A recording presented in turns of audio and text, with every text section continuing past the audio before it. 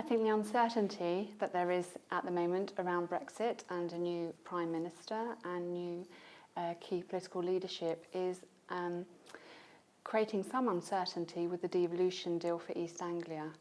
So the new devolution deal, which has been negotiated, actually brings in huge amounts of capital into the region. So £300 million worth of investment in housing, £200 million of that is actually dedicated to affordable housing in the region. And actually in the Cambridgeshire area, some of that is actually dedicated to affordable rented housing. So from a housing association or a sector perspective, there's a real price to be had there with additional investment coming into the region.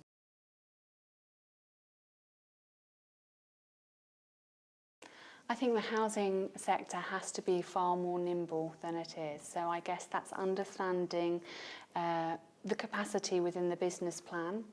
That means understanding what the maximum impact the organisation can have.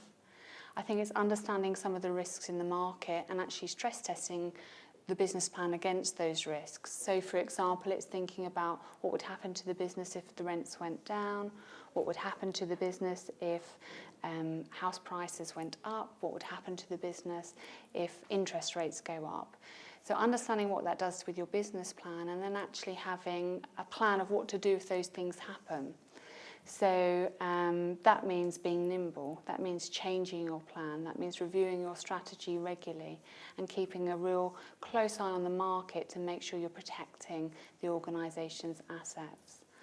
The other thing the housing sector needs to do is to think more entrepreneurially.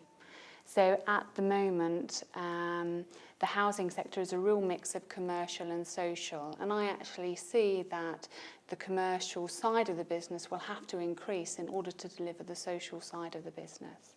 So that means thinking differently, it means using new technology, it means embracing new ideas, and it means really allowing talent into your organisation to take the organisations forward. In the future, Colne will look like an entrepreneurial organisation. So an organisation that is keen to use new ideas, create solutions, work on its efficiency. Colne will also be an organisation, I am sure, that works in partnership with other organisations. They already do that and they have a great track record of doing that. And I think for an organisation like Colne, it can have a much bigger impact if it works with others.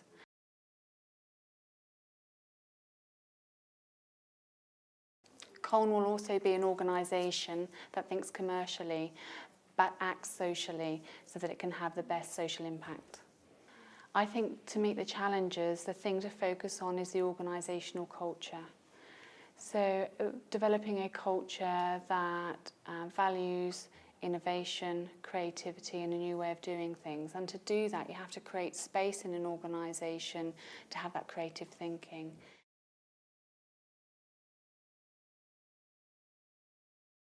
You have to have space in the organisation where you're doing the day job, but actually you're looking to the future. And that culture has to be a culture of flexibility and a culture of collaboration.